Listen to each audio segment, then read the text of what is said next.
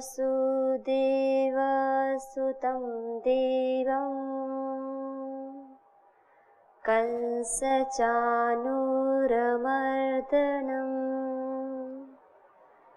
देवकी परमानन्दं नमामि योगेश्वरं नमामि योगेश्वरं नमामि योगेश्वरं। इस सृष्टि के कण कण में विराजमान समस्त जगत का जो आधार है, परमपिता परमात्मा के श्री चरण कमलों में वंदन करते हुए, गुरुदेव के चरणों में वंदन करते हुए, तो आइए अब हम प्रारंभ करते हैं श्रीमद् भगवद गीता का 12वां अध्याय भक्ति योग का। हम स्वाध्याय कर रहे हैं भक्ति योग, अर्थात श्रीमद् भगवद गीता में 18 प्रकार के योग का वर्णन किया गया है। उसी में जो 12वां अध्याय है अर्थात 12वां अध्याय है भक्ति योग, उसी का हम स्वाध्याय कर रहे हैं। तो स्वाध्याय करते हुए अब योगेश्वर जी उससे पहले बताया था अपनी शरणागति में आने के फल, अर्थात मनुष्य परम पिता परमात्मा की शरणागति को प्राप्त करे, उसके लिए कुछ श्लोक थे। अब योगेश्वर जी बता रहे हैं कि जो मनुष्य परम पिता परमात्मा की शरणागति को प्राप्त कर लेता है तो उसके जीवन कैसा हो जाता है, अर्थात जब कोई मनुष्य भक्ति पथ पर चलता है तो उसके मन, विचार, वाणी, व्यवहार कैसा होता है, उसके अंतःकरण की चेष्टाएं कैसी होती हैं, उसका अन्य मनुष्यों के प्रति भाव कैसा होता है। तो इन्हीं सभी का हम विचार कर रहे हैं। तो इसी क्रम में हम देख रहे थे, क्योंकि देखो जैसी मनुष्य की भावना होती है फिर उसका जीवन ऐसा ही बन जाता है। तो हम कैसे पहचान करें कि यह परम पिता परमात्मा की शरणागति में है, यह उसका भक्त है। तो हम किसी मनुष्य के व्यवहार मनोभाव को देखकर हमको ज्ञात होता है कि हाँ यह परम पिता परमात्मा की शरणागति में है, यह उसका भक्त है। तो कैसे कैसे उसकी मनोकामनाएं होती हैं उसी का हम विचार कर रहे हैं। और ये सारी की सारी जो मनोवृत्ति योगेश्वर जी बता रहे हैं ये ऐसे नहीं आती हैं, क्योंकि यह आती है जब हम उस परम पिता परमात्मा के प्रति सन्मुख होते हैं। इसलिए तो कहते हैं गोस्वामी जी वाल्मीकि रामायण में कहते हैं, रामचरितमानस में, क्या सन्मुख होए जीव मोह जबहि, जन्म कोटि अघ नासहि तबहि। कहते हैं कि जैसे ही साधक उस परम पिता परमात्मा के प्रति अभिमुख हो जाता है, उसको जैसे ही याद करता है, तो गोस्वामी जी कहते हैं सन्मुख होए जीव मोह जबहि, जन्म कोटि अघनाशहि तबहि। चाहे उसने अभी तक कैसे भी कर्म किए हो, लेकिन जैसे ही वो परम पिता परमात्मा की शरणागति में आता है तुरंत उसके सारे के सारे पाप धुल जाते हैं। तो योगेश्वर जी वही बता रहे हैं कि जैसे कोई भक्त कोई साधक जब परमपिता परमात्मा की शरणागति में आता है तो उसके मनोभाव बिल्कुल चेंज हो जाते हैं। वह हमें जैसे संसार के जो मनुष्य होते हैं व्यवहार कर रहे होते हैं उसकी मनोवृत्तियाँ उससे बिल्कुल विपरीत होती हैं। तो हम वही स्वाध्याय कर रहे हैं कि जो एक साधक होता है जब परमपिता परमात्मा की शरणागति को प्राप्त करता है तो उसकी मनोभावनाएं कैसे हो जाती हैं। तो इसी क्रम में हमने देखा अभी तक कि वह निरंतर एक संतोष की भावना में रहता है। तो इसी के लिए योगेश्वर जी ने बताया था अर्जुन को, हे अर्जुन, संतुष्टः सततं योगी यतात्मा दृढ़ निश्चयः मयि अर्पित मनो बुद्धिर् यो मद्भक्तः स मे प्रियः। तो योगेश्वर जी कह रहे हैं कि हमने अभी जहाँ तक स्वाध्याय के श्लोक में संतुष्ट सततम योगी, कि वह निरंतर एक संतोष की भावना में रहता है, इसका हम अच्छी प्रकार से देख चुके हैं, स्वाध्याय कर चुके हैं। और वह योगी निरंतर यथात्मा रहता है, अर्थात जिसका मन अपनी समस्त इंद्रियों पर जिसका निग्रह है, दृढ़ निश्चय। अब जो अगला पद है दृढ़ निश्चय, इसी का हम आज स्वाध्याय करेंगे कि जो पूर्ण रूप से संतुष्ट है, जिनका मन बुद्धि पर जिनका वशीकार है, जिनका अधिकार है। आगे योगेश्वर जी कहते हैं यथात्मा, फिर उसके बाद कहते हैं दृढ़ निश्चय, कि जिसका निश्चय एकदम बिल्कुल ही दृढ़ है। कौन सा निश्चय? योगेश्वर जी कहते हैं कि वह साधक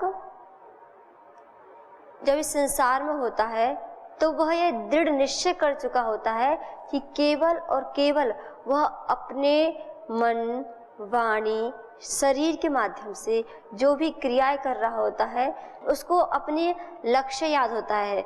वह दृढ़ निश्चय होकर बैठता है कि देखो जो भी उसकी क्रियाएं हो रही हैं केवल और केवल वह जो क्रियाएं हैं वह इस प्रकार से करता है कि उससे वह परमपिता परमात्मा के अति समीप जाए, ना कि उससे दूर जाए।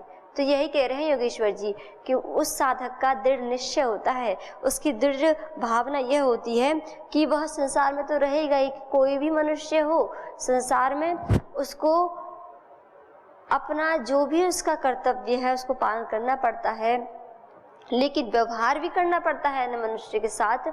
तो उस समय व्यवहार को करते समय, अपने कर्तव्य पालन को करते समय उसने दृढ़ निश्चय कर रखा है कि जो भी मेरी क्रियाएं होंगी, जो भी मेरी चेष्टाएं होंगी, सबसे मैं ऐसी चेष्टा करूंगा, ऐसी क्रिया करूंगा कि मैं उस परम पिता परमात्मा की ओर निरंतर बढ़ता जाऊं।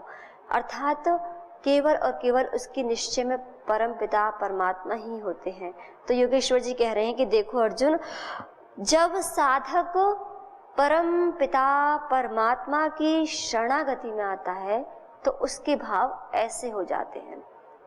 क्योंकि हमने देखा था पहले भी, अगर हम किसी की उपासना करते हैं तो उसके गुण धर्म जो होते हैं, वस्तु हो या कोई व्यक्ति हो, हमारे अंतःकरण में आने लग जाते हैं। जैसे वस्तु, जैसे कोई जल है, अग्नि है, अगर हम इसके पास बैठते हैं तो उसके भी गुण धर्म, शीतलता, उष्णता हम महसूस कर पाते हैं, हम महसूस करते हैं। ऐसे ही अगर हम किसी सज्जन पुरुष के साथ बैठते हैं तो उसके जो गुण धर्म होते हैं वह हमारे अंतःकरण में प्रकट होने लगते हैं, हमारे अंतःकरण में अपनी छाप छोड़ते हैं। ऐसे योगेश्वर जी कह रहे हैं कि जब एक साधक उस परम पिता परमात्मा की शरणागति में आता है, जो उसका चिंतन मनन करता है, जब उसमें ही लीन रहता है तो उसके गुण धर्म उसके अंतःकरण पर प्रकट होने लगते हैं। अर्थात उसकी जो मनोवृत्तियां हैं बिल्कुल परिवर्तित हो जाती हैं, अर्थात पूर्ण रूप से वह परमात्मय हो जाती हैं। तो इसको कह रहे हैं योगेश्वर जी दृढ़ निश्चय।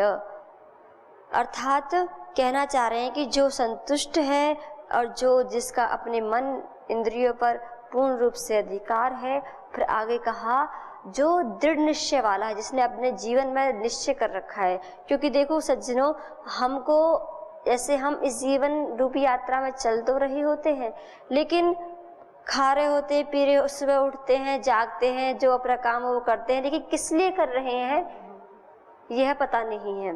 हाँ, कुछ लौकिक इच्छाएं होती हैं कि घर परिवार को पालना है, इतने तक हम सीमित हो जाते हैं। इससे भी ऊपर एक जो हम सभी का एक लक्ष्य है, हम सब मनुष्यों का, उससे हम अभी विलग हैं, उससे अभी अलग हैं। केवल अभी हमने अपना लक्ष्य इतना मान रखा है कि केवल और केवल घर परिवार को देखना या फिर अपने खाने पीने की चिंता करना, बस यहाँ तक ही। अभी सभी के लिए नहीं, कुछ जागरूक भी हैं कि जो अपने कर्तव्य घर परिवार को भी अपना देखते हैं, लेकिन उसके साथ साथ अपने जीवन का भी उद्धार करते हैं। तो योगेश्वर जी बताना चाह रहे हैं कि उसका फिर ये दृढ़ निश्चय हो जाता है, अर्थात हमारा भी निश्चय ही नहीं हुआ है, हम केवल अपने जीवन रूपी यात्रा में चल रहे हैं। अब जैसे अगर देखा जाए, एक जो पशु होता है वह भी जागता है, वह भी उठता है, वह भी खाता पीता है, सारी क्रियाएं करता है। तो अगर हम अजागरूक होते हैं अपने लक्ष्य के प्रति, तो फिर हमारा दृढ़ निश्चय नहीं हो पाता। तो हम ऐसे ही केवल चले जा रहे होते हैं और केवल ऐसे ही दिन रात एक चिंता में विलीन रहते हैं, और जो मुख्य उद्देश्य था उसको हम भूल जाते हैं। इसलिए तो कहा था गोस्वामी तुलसीदास जी ने, कहते हैं, बड़े भाग मानुष तन पावा, सुर दुर्लभ सब ग्रंथ ही गावा। कहते हैं कि बड़े जो ये मनुष्य का जो देह है ना, बहुत ही दुर्लभ से मिलता है, लेकिन जिस देह को प्राप्त करने के लिए कहते हैं कि जो देवता गण हैं वो भी लालायित होते हैं कि एक बार हमको मिल जाए तो हमको भी कुछ सत्कर्म करने का, अपने अंतःकरण में कुछ दिव्य भावों को प्रकट करने का मौका मिले। लेकिन कहें एक तरह से हम इस संसार में आके इस चकाचौंध में ऐसे उस परम पिता परमात्मा को जो अपना मूल लक्ष्य है उससे भटक जाते हैं। लेकिन योगेश्वर जी कह रहे हैं, देखो हे अर्जुन, जो उस परम पिता परमात्मा की शरणागति में होते हैं तो उसका एक दृढ़ निश्चय होता है कि उसको केवल जो भी क्रियाएं करनी है, जो भी अपने कर्तव्य का पालन करना है, वह सबको ऐसे अपने परम पिता परमात्मा से जोड़ देता है कि उसको उसकी प्राप्ति का साधन बना लेता है। इतना बताया, अब आगे बताते हैं योगेश्वर जी, मयि अर्पित मनोबुद्धिर यो मद भक्तः स मयि प्रिय है। अब योगेश्वर जी बताना चाह रहे हैं कि देखो, अभी 3-4 श्लोक में बताया कि जो भक्तजन होते हैं, जो साधक होते हैं, जो परम पिता परमात्मा की शरणागति में होते हैं, तो उनके अंतःकरण में उनकी मनोभावनाएं, सारे के सारे क्रियाकलाप इस प्रकार से होते हैं। अब योगेश्वर जी बता रहे हैं कि भगवान को कौन प्रिय है, तो कहते हैं मयि अर्पित मनोबुद्धिर यो मद भक्तः स मे प्रियः। और ये जो योगेश्वर जी ने जो ये तत्व बताया है, ये वास्तव में जीवन का एक कहें यही गंतव्य है। कहते हैं मयि अर्पित है, अर्थात जिसने मेरे को अर्पित कर दिया है मन बुद्धि को, तो कहते हैं अर्जुन वह सबसे प्रिय मेरे को है। कैसे? देखो, जैसे हम इसको एक लौकिक उदाहरण से देखते हैं। जैसे कि एक किसी राजा का बेटा हो या किसी बहुत उच्च पद पर हो कोई मनुष्य, उसका बेटा हो, तो राजा का बेटा अगर अपने घर को छोड़कर अन्य मनुष्यों से भीख की याचना करे तो कैसा लगेगा? अर्थात राजा को ये सुहाता नहीं है। ऐसे ही है तो ये जीव सत चित आनंद रूप, लेकिन वह उस परम पिता परमात्मा से मांग न कर कर वह जड़ वस्तुओं और जो दुख रूप है इनसे आशाएं मांग करता है, तो योगेश्वर जी कहते हैं तो फिर वो भगवान को प्रिय नहीं होते हैं। वह तो इस संसार से मांग कर रहा है जो अनित्य है तो जीव नित्य शुद्ध बुद्ध, लेकिन वो मांग कर रहा है इन लौकिक विषयों की। तो कहते हैं योगेश्वर जी वह मेरे को प्रिय नहीं है। इसलिए तो कहा कि मयि अर्पित मनोबुद्धि, कि जिसने मुझे अपनी मन बुद्धि को अर्पित कर दिया है। अगर हम जरा इस तत्व सोचें वास्तव में कि अगर मनुष्य का मन और बुद्धि परम पिता परमात्मा के श्री चरणों में लग जाए तो फिर उससे बड़ा तो उसके जीवन में उपलब्धि हो ही क्या सकती है। तो इसलिए योगेश्वर जी कह रहे हैं क्योंकि जीव तभी संतुष्ट हो सकता है, क्योंकि पहला पद श्लोक में आया था संतुष्ट, और जीव कब संतुष्ट हो सकता है? उसे संसार की अगर उसमें आत्म ज्ञान नहीं है ना, तो संसार की कितनी भी खुशियां से मिल जाए, कितनी भी धन दौलत मिल जाए, लेकिन फिर भी वह एक अशांति की अपने अंतःकरण में महसूस करता है। उसे लगता है अभी भी कुछ नहीं मिला है। वो जो नहीं मिला है वो यही है, वह है आत्म सुख, वह है आत्म तृप्ति। तो जब मनुष्य इसको प्राप्त कर लेता है तो फिर उसको बाहरी चीज़ों की आवश्यकता नहीं होती है। अगर होती भी है तो वो उसमें, अगर मान लो उसके पास है भी धन दौलत ऐश्वर्य सब कुछ है, लेकिन फिर भी उसमें उसकी लिप्ति नहीं होती है। तो योगेश्वर जी कह रहे हैं कि जो एक बहुत बड़ा तत्व है जिसको योगेश्वर जी बता रहे हैं कि ईश्वर का कौन प्रिय है, तो कहते हैं ईश्वर का प्रिय है यो मयि अर्पित मनोबुद्धि, कि जिसने उस परम पिता परमात्मा को अपनी मन बुद्धि को ही सौंप दिया है, जिसने उनके चरणों में ही लगा दिया है। तो योगेश्वर जी कहते हैं कि वह मेरे को अत्यंत प्रिय है। तो अगर हमें परम पिता परमात्मा का प्रिय बनना है तो सज्जनों, हमें प्रतिपल प्रतिक्षण, चाहे हम जो भी कार्य कर रहे हो, जो भी हम कर्तव्य का पालन कर रहे हो, उस समय अपने मन को, बुद्धि को उस परम पिता परमात्मा के श्री चरण करों में रख दें। तो योगेश्वर जी कहते हैं, जिस तत्व का बार बार विमोचन कर रहे हैं कि यो मद भक्तः स मे प्रियः, कि जो इस प्रकार से रहता है तो कहते हैं वही मेरे को अत्यंत प्रिय है। अब अगला चरण है जिसकी योगेश्वर जी बताते हैं कि अब इतना बता दिया, अब अगले ही इस क्रम में चल रहे हैं। जो साधक होता है, जब वो साधना पथ पर चल रहा होता है, तो अगला जो गुण है उसके अंतःकरण में कौन सा प्रकट होता है, तो कहते हैं यस्मान्नो द्विजते लोको लोकान्नो द्विजते च यः हर्षामर्ष भयोद्वेगै यो मद्भक्तः स मे प्रियः।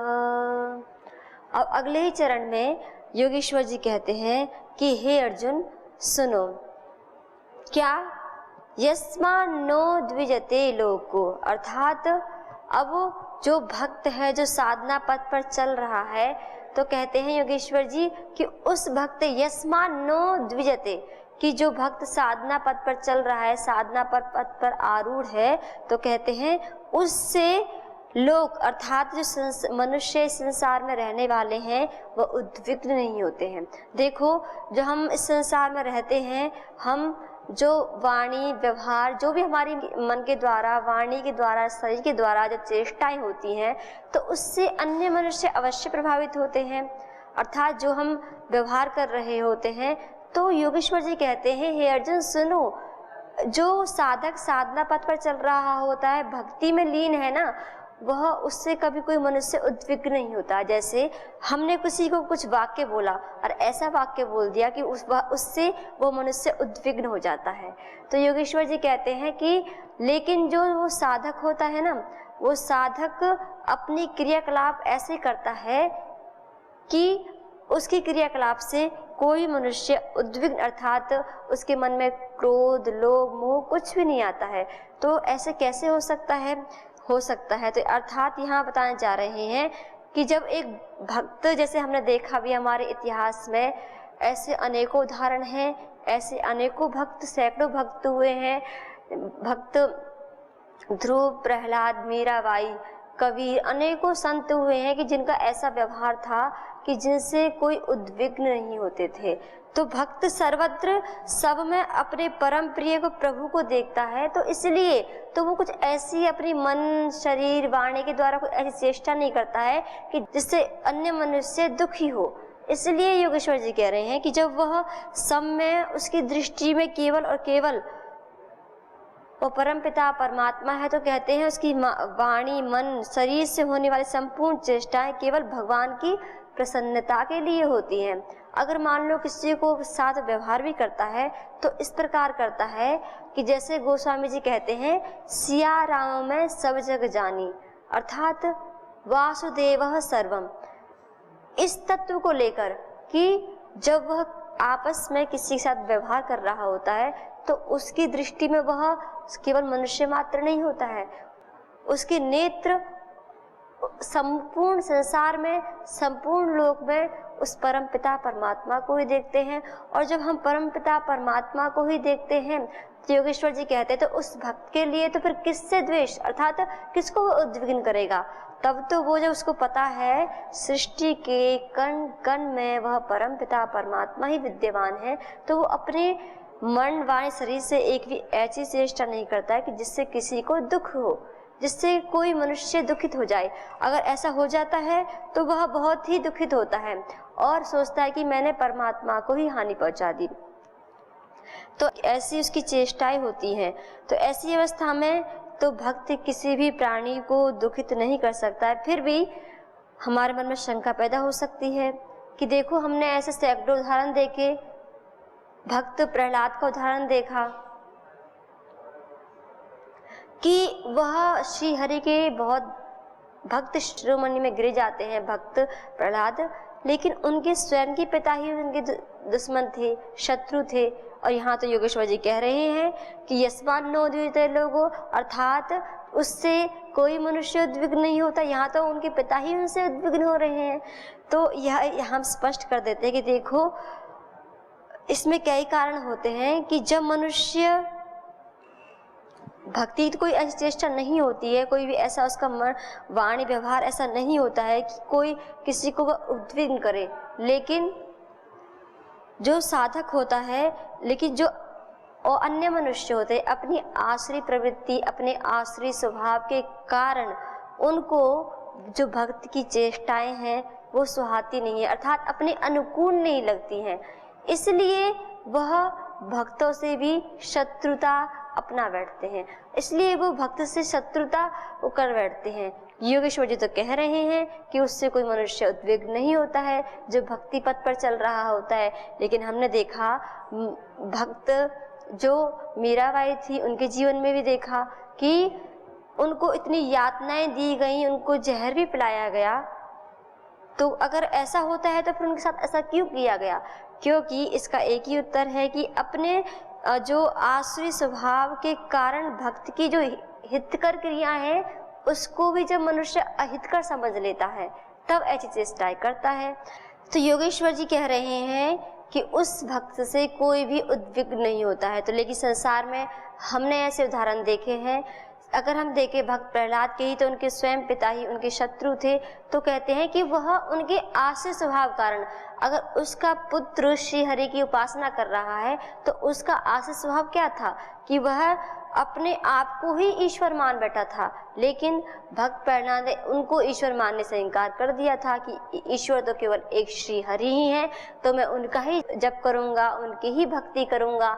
तो यह अपने उनके हृदय में जब आश्री भाव पैदा हुए तो इसी कारण से, अपने अहंकार के कारण से ही उनके पिता अपने पुत्र को ही अपना शत्रु मान बैठते हैं और उनको मरवाने के लिए लाखों यातनाएं देते हैं, लाखों प्रयत्न करते हैं।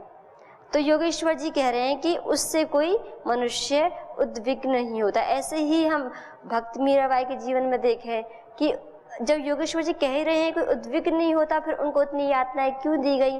क्योंकि मनुष्य जब उसके अंतःकरण में जब आश्री प्रवृत्ति होती है, जब उनके मान को हानि होती है, तो वो भक्तों को भी अपना शत्रु मान बैठते हैं। और इस कारण उनकी जब मान सम्मान की हानि होती है, जब उनको अपना ऐश्वर्य कहीं डूबता हुआ दिखाई देता है, तो इसलिए वो भक्त को भी यातना देती है, अगर देखा जाए। लेकिन अगर हम उनके जीवन चरित्र को पढ़ते हैं तो उनकी कोई भी, भले उनको कितनी यातनाएं दे रहे हो, लेकिन फिर भी उनकी एक भी चेष्टा ऐसी नहीं होती है जो उनको उद्विग्न करे। लेकिन वो उनका अपना एक ऐसा आश्रित प्रवृत्ति थी जिसके कारण वो अपने आप को उनका शत्रु बना बैठते हैं।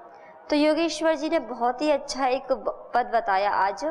क्या बताया कि यस्मान नो द्विजते लोको, कि उस मनुष्य से कोई भी, अर्थात वह अपनी जो एक भी चेष्टा करता है शारीरिक, मानसिक, वाचिक, तो ऐसे नहीं करता है। अगर हम देखें, अगर हम सामान्यतः व्यवहार करते हैं, हमारे व्यवहार से कभी कोई क्रोधित हो जाता है, कभी कोई हमसे ईर्ष्या करने लगता है, तो यह तो एक सामान्य मनुष्य का व्यवहार होता है। लेकिन जो एक भक्त का व्यवहार होता है वह अपने जीवन में प्रतिपल प्रतिक्षण वह सजग रहता है और इस बात का ध्यान रखता है पूर्णतया कि मैं कुछ ऐसा कर्म ना करूं, कहीं ऐसा हो जाए कि अगर मैं किसी को कुछ ऐसा कुछ वाक्य बोल दूं, कुछ ऐसा कुछ अपने मन वाणी शरीर से कुछ ऐसा विचार करूं, तो वह यही सोचता है कि इससे तो मेरे प्रभु की ही हानि होगी,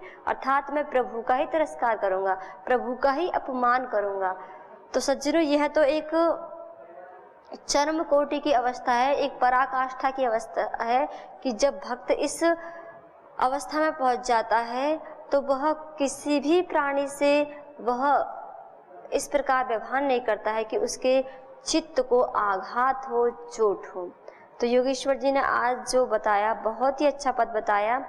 एक तो बताया कि यस्मान नो द्विजते लोको, कि अर्थात उस मनुष्य से कोई भी अर्थात संसार में रहने वाला प्राणी उद्विग्न नहीं होता, उसके वाणी व्यवहार उसके जीवन को देखकर किसी को भी उद्विग्न नहीं होता है, अर्थात कोई भी मनुष्य उद्विग्नता को प्राप्त नहीं होता है पूर्ण रूप से उसके जीवन को देख के, बल्कि एक शांति की प्रतीति होती है, एक आनंद की प्रतीति होती है। तो योगेश्वर जी ने आज ये बताया। उसके बाद आगे बताएंगे कि एक तो ये पद हो गया कि वो मनुष्य, वो साधक, वो भक्त ऐसा व्यवहार करता है कि उससे किसी मनुष्य को हानि नहीं होती है, किसी मनुष्य को चोट नहीं पहुंचती है। और आगे बताते हैं यस्मान नो द्विजते लोको, और उससे भी वो भी तो किसी को उद्विग्न नहीं करता और अन्य मनुष्य भी उसको उद्विग्न नहीं करते हैं। तो इस पद को हम कल देखेंगे। तो आज हमने ये विचारा, ये स्वाध्याय किया। योगेश्वर जी ने बताया कि सबसे बड़ा तत्व बताया कि मयि अर्पित मनोबुद्धि। तो आइए सज्जनों, हम भी अपने मन बुद्धि को उस परम पिता परमात्मा की शरणागत में रखते हुए, उनके चरणों में रखते हुए, अपने संपूर्ण क्रियाकलाप को करते हुए आइए और हमारा भी ऐसा वाणी व्यवहार हो जाए कि हमारे वाणी व्यवहार से यह संसार उद्विग्न ना हो, बल्कि हमारे वाणी व्यवहार को देखकर परमात्मा के प्रति और अग्रसर हो। इन्हीं दिव्य भावों को, योगेश्वर जी की इस परम दिव्य वाणी को आज हम यहीं विराम देते हैं। पुनः हम विचार करेंगे कि योगेश्वर जी एक साधक के जीवन को और उच्चतम बनाने के लिए और क्या अपने अनमोल वचनों की वृष्टि करते हैं। आप सभी को ओम।